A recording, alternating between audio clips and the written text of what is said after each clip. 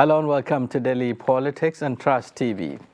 On this program, we discuss issues around politics, policy and governance.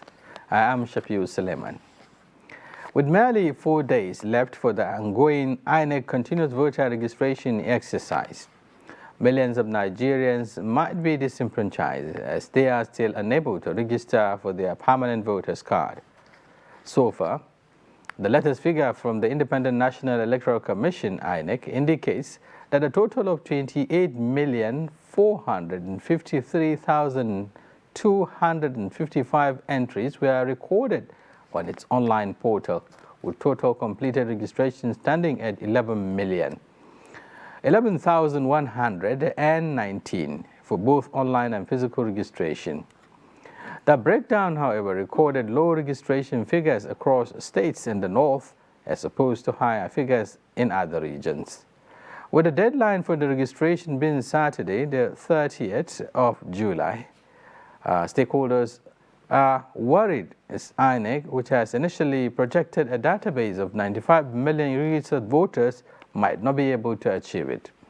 Joining us to discuss this issue, we have in the studio Senator Rufai Hanga, who is also joined by the spokesman of the Coalition of Northern Groups, Abdulaziz Suleiman.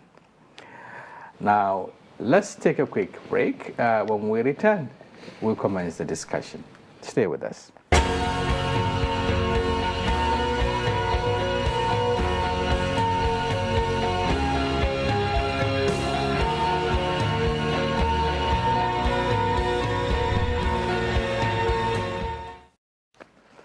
Thank you very much for staying with us. It's Daily Politics, and the discussion is about to commence. Just like I said, our talking point today is, of course, the deadline for the continuous voter registration exercise by the Independent National Electoral Commission, INEC.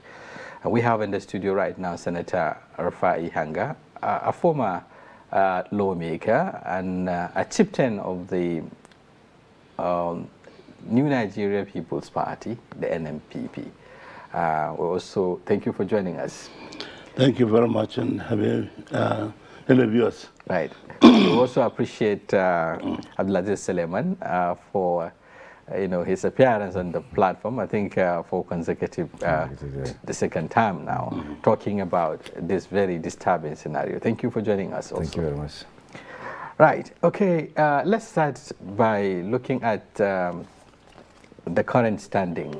INEC has substantially increased the figure. Initially, it has recorded around 10 million new registrations, courtesy of this ongoing exercise, and perhaps also with the extension by 30 days. Now we're talking about, a little bit above 11 million voters. What do you make up with the turnout of prospective voters, especially across the northern part of the country? Basically, the states that have the huge numbers. Take for instance Kano, Kaduna, Katsina. What do you make up with the turnout of people so far? I think the turnout in Kano was very poor due to some factors. Number one, you see, people are reluctant always to do something on time. Anytime there is a timeline for something, let's say 30 days, they'll begin to rush after the 20th or 25th day the always are going for crash program. That is one. Two, we have had problems with the INEC people. Even though INEC was gracious to extend with 1 month out to the end of July, including Saturday and Sunday, up to 5 p.m., as they said. But they were gracious to do that. But unfortunately, people in Kano have not had the cooperation they would want to have, because the people registering the public. One, they come late. Two, people are coming en masse. Anytime people come to register, they'll tell them to make the list of the names. Now, some people will come out at 4 a.m. to be on the queue after making the list. But unfortunately, the government in power will come along, I mean, or the representative will come. In the morning, they will tear off the paper of the list earlier made, come up with their own list, and be conveying people, their own political party supporters, they'll be conveying them to the venue. So some of our people are disenchanted. I mean, they're impatient, they just walk away. Because there are people that really went to do the registration somewhere there at 4 p.m., waited up to 9 a.m. for the INEC officials to come. And when they come, the paper was torn off. So naturally, what do you do? They went away. This happened severally. And we have a problem of definitely some people that don't care attitude. And there is poor, even though I had one INEC official said they spent billions in voter education. Yes, they do. We appreciate that. The parties too, they have a responsibility to educate the public on this kind of thing. The parties are doing it every now and then, especially in the north, in Kano, where we mostly rely on transistor radio rather than social media or newspapers. People are always on radio stations calling for people to come out and register and so on and so forth. But unfortunately, people don't because of this kind of attitude from the INEC officials and from the manipulations from the government. That is, I think, one of the factors that hindered the registration in Kano, so far as I know. I think that's some of the things. Suleiman, a combination of factors here, talking about attitude, which is one of the critical issues we identified earlier on. Yeah. Nigerians generally, have this attitude of last-minute rush and what have you. Again, we're beginning, but then one new challenge, that Senator has told us has to do perhaps with the not just the INEC officials here, but those in power, so to speak.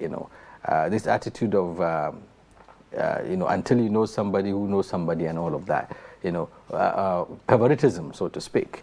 So it is not just, the people have expressed some level of enthusiasm, coming out to register, perhaps as a result of the calls and the awareness that is being created, but their hopes are dashed, as a result of some of these factors. How do you, you also been observing the trend, how prevalent is this across board? We've had quite a number of stories to do with the two factors the Senator has mentioned.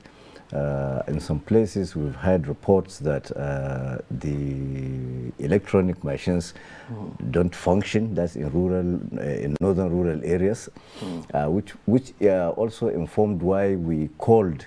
We insisted that the date should be extended for INEC to take care of those lapses. And we've also had of, though we've not really independently confirmed it, of INEC officials frustrating efforts in the north to get people registered. How did we?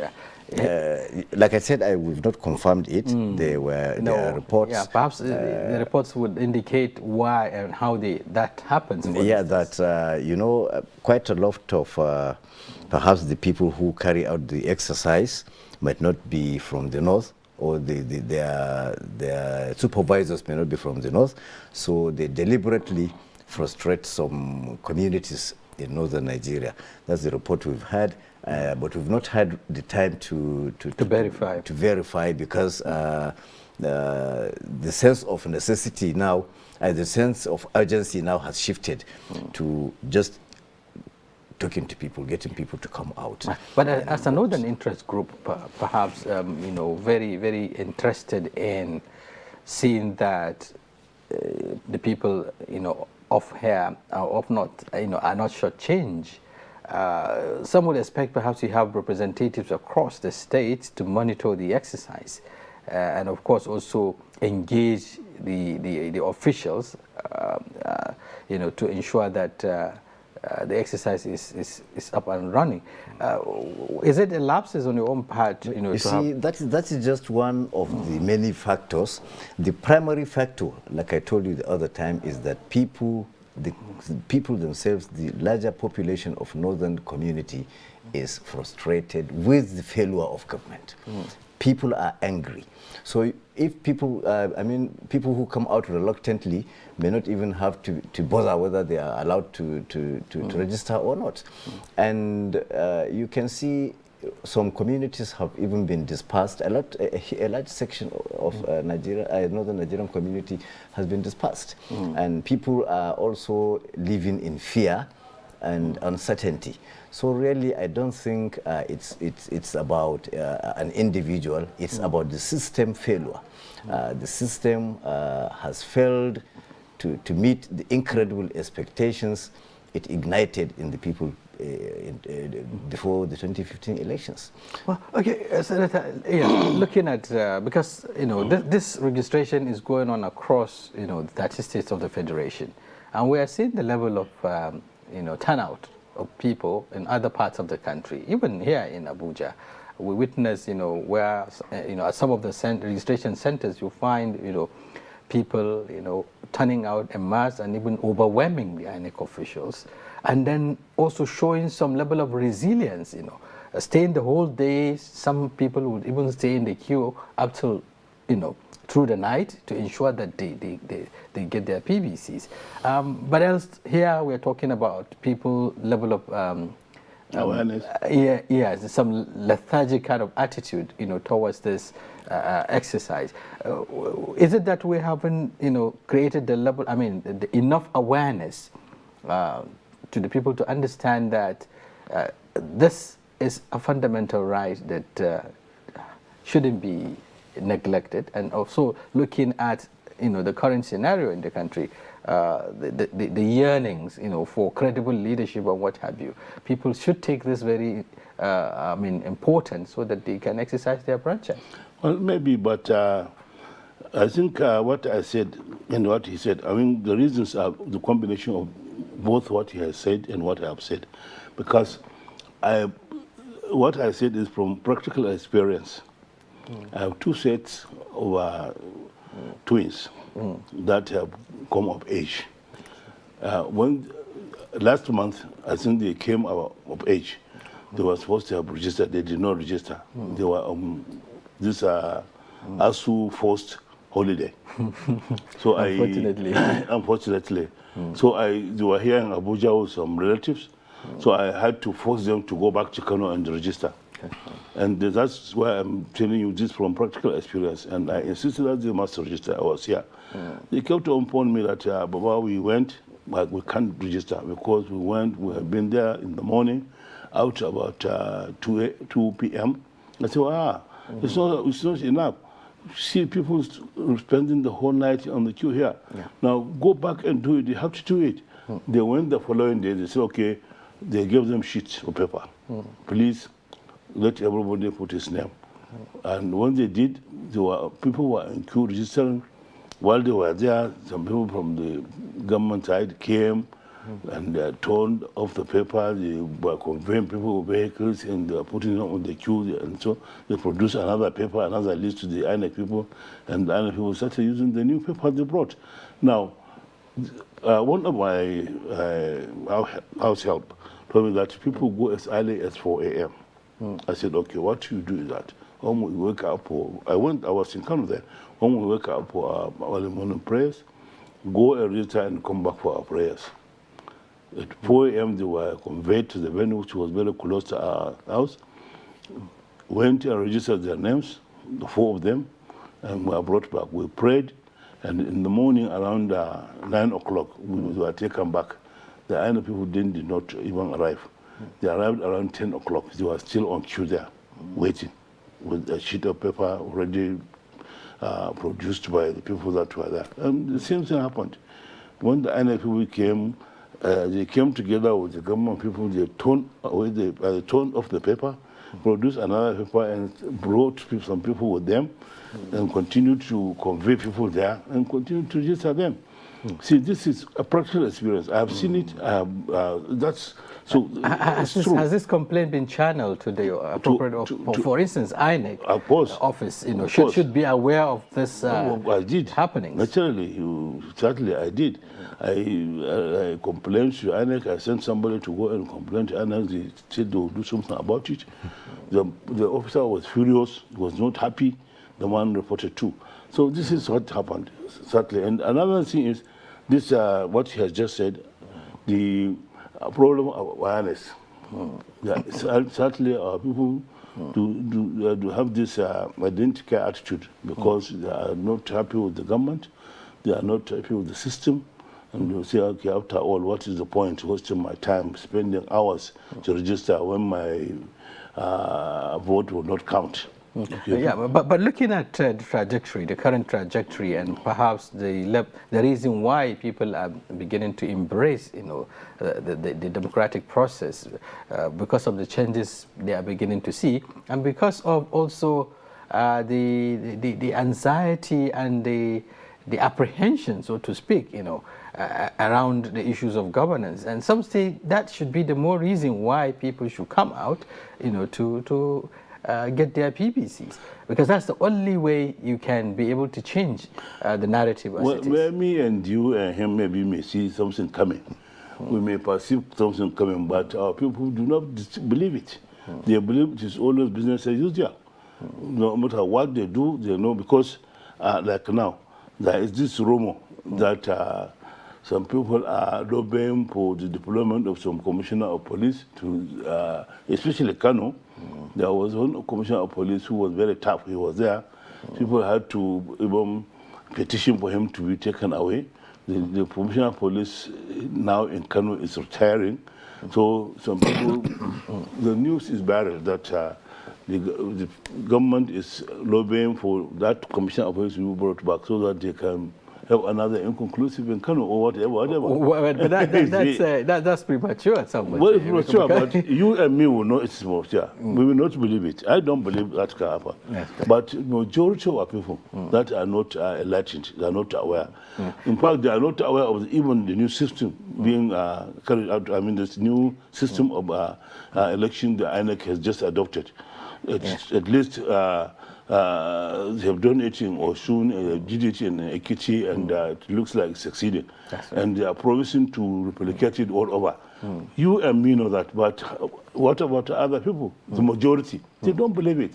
Okay, they don't believe it. It's difficult for you to convince them until they see it. You know, they are dealing with the masses. They know that. Right. Okay. Looking at the impact, you know, this will do in terms of the voting population, or growing the numbers, because, you know, just like Senator has said, a number of new registrants, you know, prospective registrants, you know, are beginning to turn out, you know, so that they can, first voters now, I'm talking about those who are coming into the system for the first time. A number of them have grown up now, I mean, want to embrace, want to be part of the democratic process. And this is what we are beginning to see. Again, what should be the reason behind, you know, stifling, if you like, or creating these bottlenecks around the registration, especially in cities that are densely populated like Kano?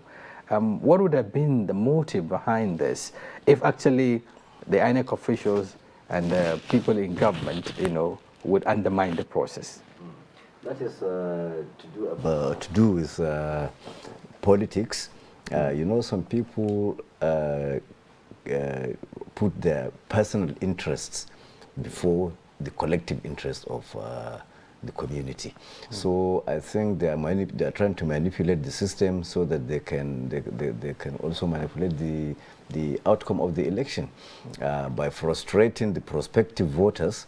And perhaps we have had rumors in the past, not even rumors, I think they were verified, there were even court cases on that people were seen with ballots on election days. I think that is what they are still trying to do. Would that make any impact now that we have, you know, an electronic system that doesn't require You see, like the senator said, it's you who think it will not make an impact.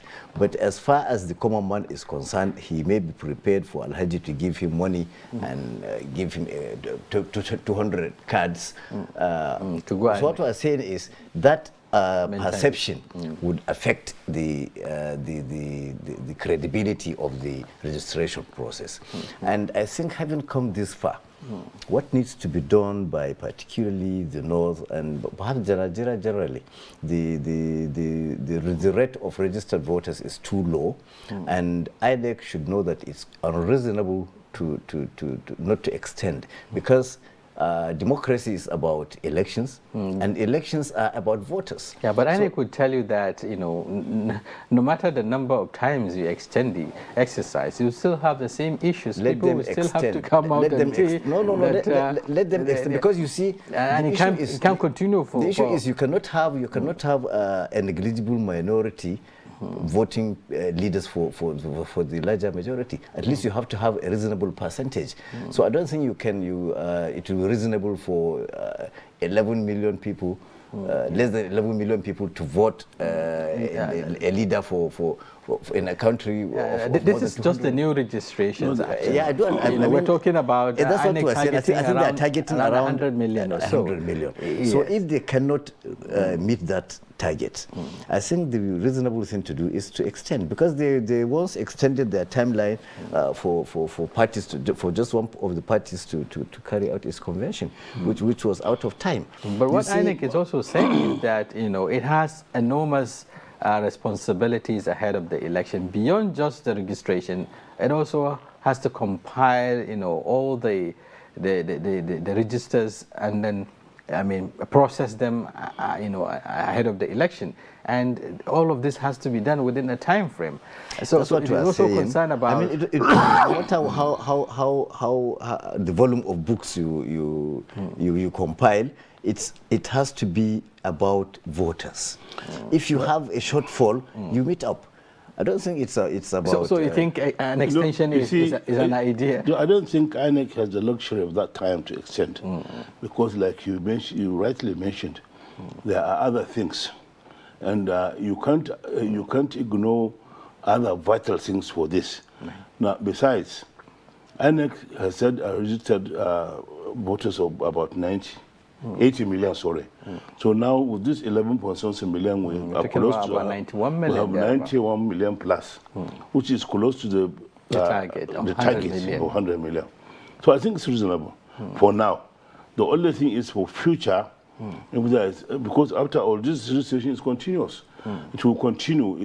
They are stopping because they cannot afford to continue out to election day, because there are other processes that must be done before the election. Right. So my thinking is, and my advice is, as soon as it is ripe to start another election, all these factors that we mentioned, and plus others that we have not mentioned, that are aware of, they should be taken into consideration in coming up with a registration exercise. Right. Okay. That will help. Right. Yes. Okay. Now, talking about awareness, now that we have less than 5 days, so to speak, you know, to the end of this exercise, it is perhaps a period where, I mean, INEC should intensify effort, you know, in terms of registering more people and deploying the necessary logistics, because some say there is also a limited number of these machines, you know, that are used to capture the data and what have you. And then Suleiman has also talked about, you know, the difficult terrain in some hard to reach areas in the rural communities, and the backbone, talking about infrastructure, you know, network system and what have you. Correct. Plus, yes. Plus the fact that, like in Kano, well, I also give an example with Kano because I was there, I know, and I was concerned. You see, INEC should increase the number of centers for the registration, because they reduced it in Kano. There were many centers where there was registration, and later on they reduced it. So what could have been the reason for that? And they informed us that they have opened up new boxes, you know, polling units. When I say boxes, polling units. Yeah, and yes, there were additional polling units, that were and created. they gave a warning that unless each unit has a certain number of registered voters, it will be discarded. So people were rushing to register in those units. That's right. But unfortunately, they reduced the centers. That is one of the things that brought this bottleneck. They reduced the centers of the registration so much that in some time, in some cases, you have to go to the local government headquarters. In places like Kano, where you have large local governments, you can't restrict registration to, and 44 local government, you can't restrict registering people to one headquarter. Center. Right. There are so many centers before. There were so many centers, I'm sorry, but they reduced them to one center. And in fact, that I mentioned to you in like Nasara local government, there was a center in St. Louis Secondary School. They created another center around the Casco, and they created another centers here and there. But later on, they closed all the centers. You have to go to the local government headquarters. You see, that is another factor I forgot to mention. But how are the authorities responding? For instance, they should take interest in the numbers, and they should also take interest in ensuring that the people are not disenfranchised. The state government has a responsibility. Other political actors, also like the lawmakers, should be able to represent adequately the people in terms of getting them to... You see, to be fair to our lawmakers and the government, they are always on the radio, calling people to come and register. That's right. But in the area of awareness. But in the area of awareness, but they are manipulating the registration. Each member is, most of the members were conveying people, they have representatives that are conveying their loyalists to go and register. They certainly are always on radio, preaching, please go and register, but then they are manipulating the system. That is it. Okay. Okay. I remember the last time we had this conversation. We were talking about the role that can be played by traditional institutions, the traditional rulers, and other stakeholders, even the clan. I mean the religious leaders. This is what is happening elsewhere. We find people, taking it and making it a central focus. An issue that dominate discussion, around people. Senator has told us, some the efforts he was making as an individual to ensure that people around him, especially children and so on, who are voting age, obtain their PBCs. That is at his own level. But then, looking at other critical stakeholders, mobilization. In terms of mobilization, has there been any improvement since? The commencement of the exercise? Yeah, I think there has been, but quite substantially, as against what used to be, what used to obtain when when the leaders, our leaders and the politicians were left to do the mobilization. Because like I told you, people have lost faith in the leaders and the politicians. So it's, I think what really needs to be done is the clergy, the religious leaders, ought to have come in here earlier because they have huge audiences regularly, especially on Fridays. But I think they've left it too late. There will be only one Friday now before the exercise runs out. You find that they pursue misplaced priorities. A lot of the ulama were talking about Muslim ticket, forgetting that you cannot even achieve that without voters' cards. So I think on our part as a non-governmental organization, we have launched campaigns, electronic campaigns.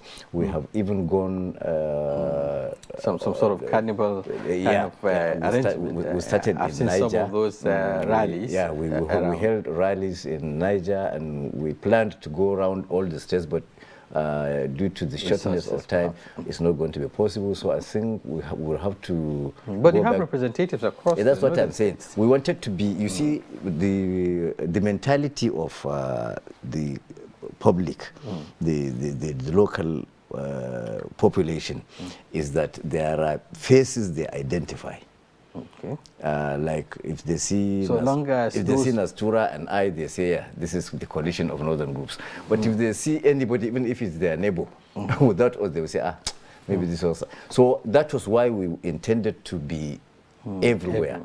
At least at least to encourage people. But we can all see it's not going to be possible. Sheriff Nastura was in Niger, and you can see the crowd he pulled. So we have decided to direct our state chapters to do it within the next 1-2 days, because this is the only remaining time. As the deadline approaches, you know, the more, I mean, the intensity or the number, of turnout will certainly increase, and all of that. You see, by the information you've just given, with this 1 month extension, INEC was only able to register additional 1 million people. I think 11 million so far. I mean, no, with the extension 1 month from end of June to now. That's right. They were able to register 1 million people. Yes. Let me assure you that if they assist here, if they can increase the centers for registration in Kano now, these 5 days, within these 5 days, they will register 1 million people.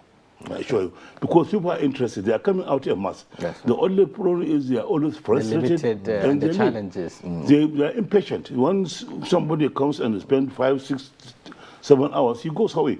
But if they are sure, if they can increase the number of centers and within these 5 days, I assure you they will register 1 million people in Kano alone, not in Nigeria. I assure you this. Okay, we continue with the conversation, but it's time to take a break. In case you're just joining us, the program is Daily Politics, and it's reaching you live from Trust Television here in Abuja, Nigeria's capital. And today we're looking at the deadline for the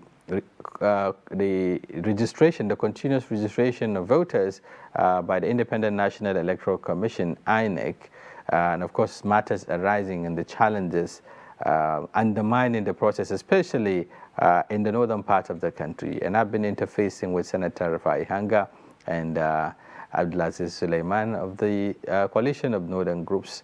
We will take a break. When we return, we'll continue with the discussions and perhaps identify some of the missing links and solutions, or rather efforts that would help increase the turnout of voters, and of course the registration exercise. Stay with us. We'll be back shortly. To every politician, as the campaigns gain momentum and passions begin to rise, remember, the errors of your opponents do not make you a success. Do not run down your opponent and inflame passions to violence between and among your supporters. What counts is what you plan to do for the electorate and how you intend to relieve the sufferings and bring succor. Nigeria is in dire need of patriotic leaders at all levels. Leaders who will make national development their priority. Concentrate on telling the electorate what you intend to do when you get into office. Focus on making your vision clear to the electorate. Don't engage in verbal abuses, fake news, or speeches. Keep dealing with issues that will bring progress. You win the hearts and minds of the people by being above board, by being civil, patriotic, and showing empathy. Let's join hands to make the 2023 elections peaceful. A message from the National Orientation Agency.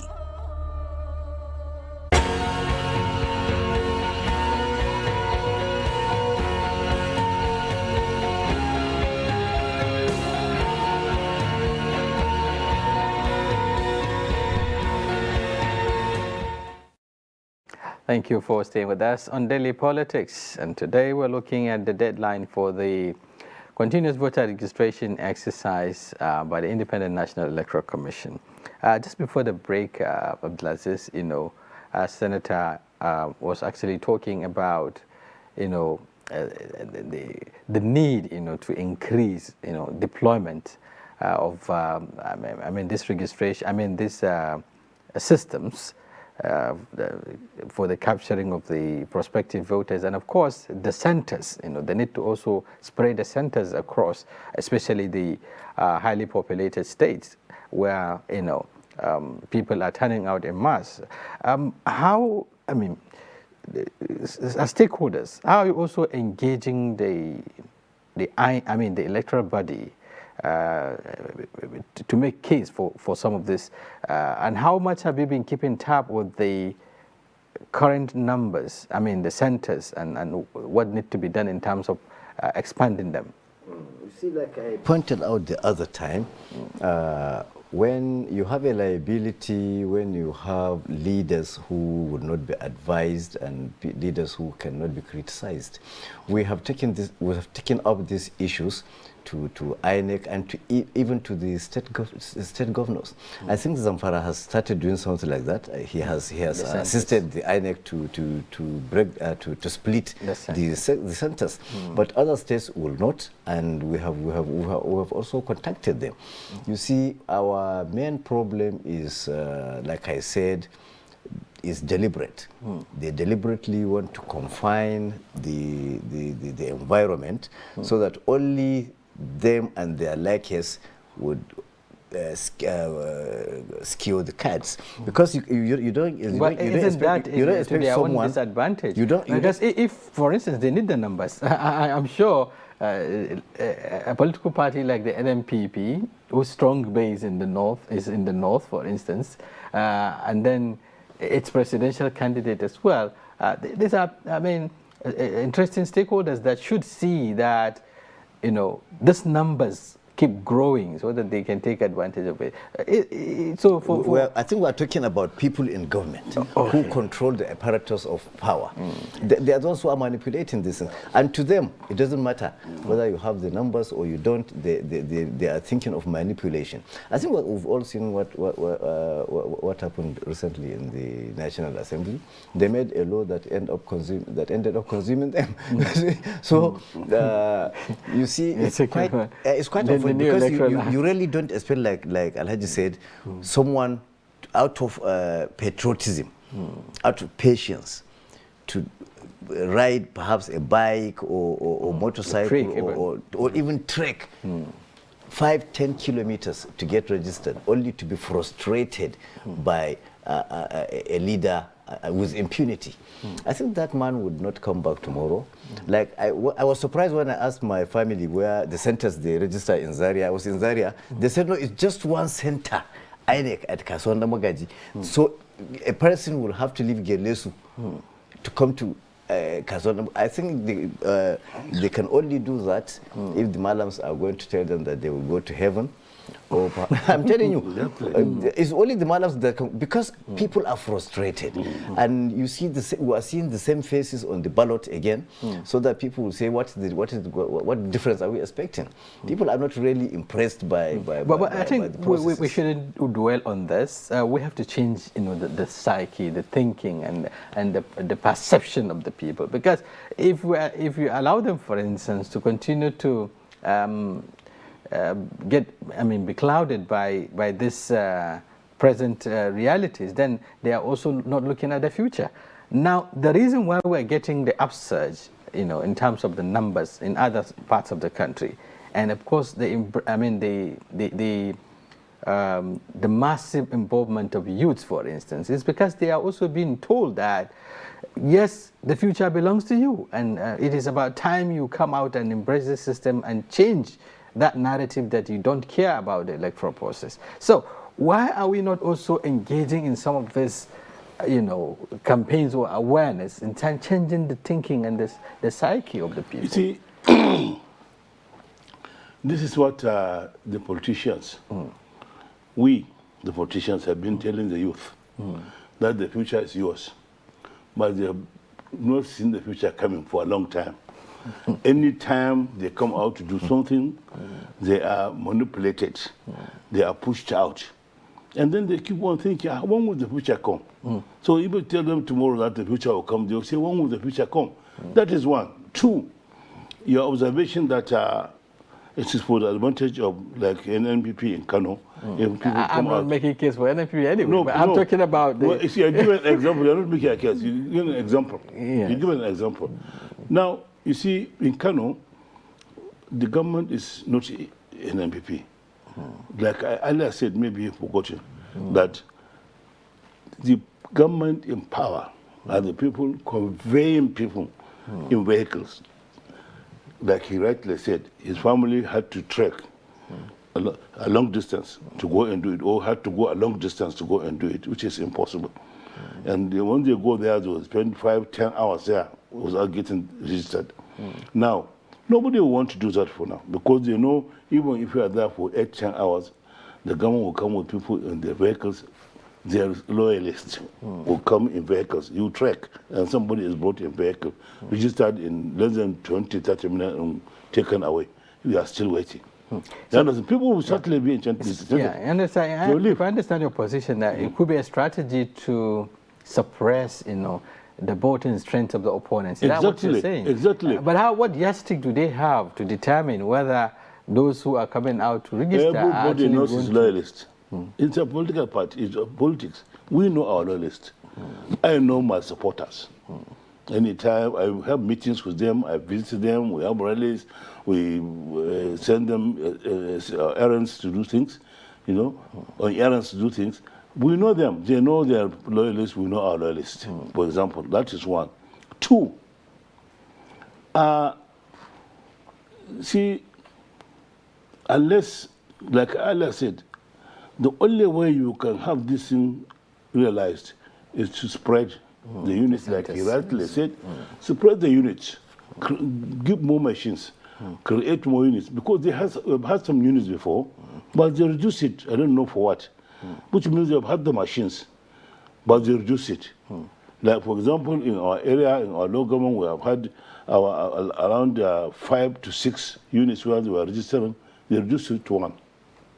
You understand? So in these last 5 days, if they can reintroduce the units all over, I assure you we can have 1 million voters to register in Kano. Right. Okay. And so in Zaria, so in Kaduna, and so all over the country. Right. Yes. Even though the institutions, especially the higher institutions, are shut down as a result of this prolonged strike, one area that perhaps required a lot of penetration also has to do with the schools, for instance, especially the higher institutions where there is high concentration of youths. Because we're beginning to see that these youths are the ones coming out in numbers, to register. The statistics have shown this very clearly. Initially, at some point we talked about engaging, even where necessary, entertainers, like the musicians and what have you. We've seen carnival-like arrangement here in Abuja where the youths are entertained with music and what have you, and then that encouraged them to go. How much are you taking advantage of some of these strategies, to woo the youths to come out? Yeah, you see, we have done what we could at our level. You see, the entertainers don't just go for free. That is what government ought to have Shouldn't done. that be part of their contribution? Like the senator told you, you and I and him may know that we have something to contribute, but quite a lot of people feel that you have to pay them. You have to pay for their services. You see, it's I think it all returns to the government, because I remember when we were young, if policies like this come up, they engage prominent singers. I think Lankoro will sing for First Stack. Shatta will sing for Kilia, and they sing a lot with the people. Yeah, a lot of things, and they would persistent and consistent. I can even remember some of the lyrics, Naira Kobo, all this. But here, they only engage the musicians to sing for them, for their campaign, but not for awareness. Not to awaken the people's consciousness. You see, we have all become self-centered, or our leaders, I can say, have become self-centered to a point where they don't really care what happens. And they are digging graves for themselves, certainly. But then, because there could be an explosion from the younger generation. Now, looking at, because political parties actually, have also a responsibility of political mobilization, beyond just seeking for elective offices, they also have a responsibility to create awareness, around voter turnout, around, political participation and so on. Why are they relenting in this direction? Only limiting themselves to campaign rallies, not also engaging the real issues of voter mobilization that we're talking about? Because they have dubious agendas, like I said. They have dubious agendas, and they handle everything that concerns the general public with levity and condescension. They feel that particularly the northern common man cannot really endure a protest. So whatever comes out of the elections, the outcome, he will just accept it and say, okay, that's good, it's good. But I don't think... I have a different answer to that. Okay. As a politician. That's right. Well, I think initially when we started, I said it. I once had it from one INEC commissioner, I think in charge of voter education. He mentioned the billions they spent in voter education, and still maintains that the responsibility of educating the voters is not only for INEC, it is also for the political parties, which is true. The parties are certainly educating people, like I mentioned during my discussion earlier, that I said to be fair to the government, to be fair to our representatives and senators, they are always on radio, especially in Kano. I've heard it several times. They are calling on people to come and register. I sponsored jingles too. People will come and register. Come and register. The problem we have is our people's attitude. And I have said it. The reasons are multidimensional, like I mentioned. There are so many things, that culminate into this attitude. It's our people's attitude. That is the problem. And the only way we can make them change their attitude is, like you rightly say, is by us politicians being a little more honest, a little more responsible, a little more responsive. You understand? Until we are that, nobody will trust us again. And until we do that, like he said, there's a looming explosion. The youths are... Yeah, because, yes. Like I mentioned too, when you tell the youth if tomorrow comes, he will tell you when will that tomorrow come. Because we have been telling them that if tomorrow comes, when will that tomorrow come? But they're also being told that they have to take charge. I mean, they have to rise up, and take the destiny into their own hands. They are always trying, and they are suppressed. Yeah. They are suppressed. Because their layback attitude has also did not also help them. See, I don't want to believe that. People because powers, they say, it is not given. I mean, it is not given, it's taken. It's taken. Excuse me, it's not. That's why we are afraid of this explosion. If it is to be taken, it has to be taken by force then, because they don't have the resources. Everything now in politics is monetized. You have to have money to do things. But with the power of the PBCs, for instance, they can take the destiny into their own hands. If with the level of enthusiasm and then if they are able to sustain this, and beyond just obtaining the PBCs, they also turn out immersed to participate in the elections. Some would say there could be some change. I mean, in the dynamics. You see, isn't that a possibility? They will use the PBC to elect somebody who used the money to be there, to be the candidate. That's what I'm saying. But what we are aiming at is for them to be the candidates. That's right. The youth to be the candidate. We want the youth to be the candidates for governorship, for House of Reps, for Senate, for even the presidency. But how is that possible with the level of monetization? That is what I say. That is why they always ask you questions, and they are right. When will that tomorrow come? Because everything is monetized. You have to have money to emerge as a candidate. No matter how good you are, no matter how sound you are, no matter how credible you are, and no matter how terrible or bad you are, if you have a lot of money, you will come and emerge as a winner. Because if you have some dollars to spread around, to throw around, you will emerge as a candidate. That is what he said, and that I trust him, and I believe in what he said. Right. It is the truth. Right. Okay. How do we change this trajectory? You see, I think if we look at these same people that are showing this level of apathy, were the same people who showed a great level of enthusiasm and zeal in 2015. So they have been frustrated within just 8 years. So that you are not presenting them with an alternative now for them to feel encouraged. So really the political system, the processes have to change. Otherwise, like I said, and like in other words, they're saying that the choices before the electorates even are not. They're not quite different from the ones they had before. No, the only choice they have now is NNPP. Let me tell you why. Wait, it's not time for. Excuse me. Let me tell you why. Senator, what we are saying is, yes. you see, the youth. There is nobody amongst these candidates or parties that is presenting somebody who has catered for the youth, like the candidate of the MP. But I'm not mentioning them. But we have political parties also coming up with because the youth candidates that are because there is nobody who catered for the youth like the NNPP candidate. You know, then these youth are poor people that cannot afford even a single meal a day.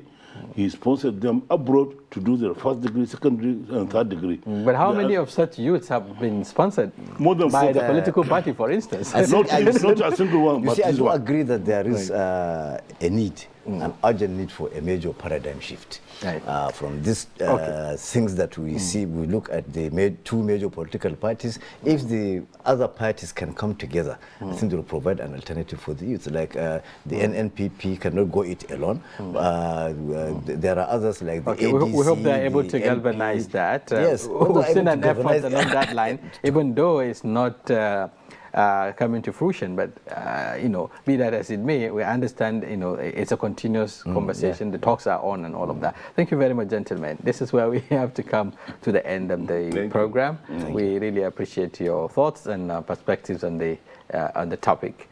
On behalf of the guests and the technical crew, my name is Shafiu Suleiman. Thank you for staying with us.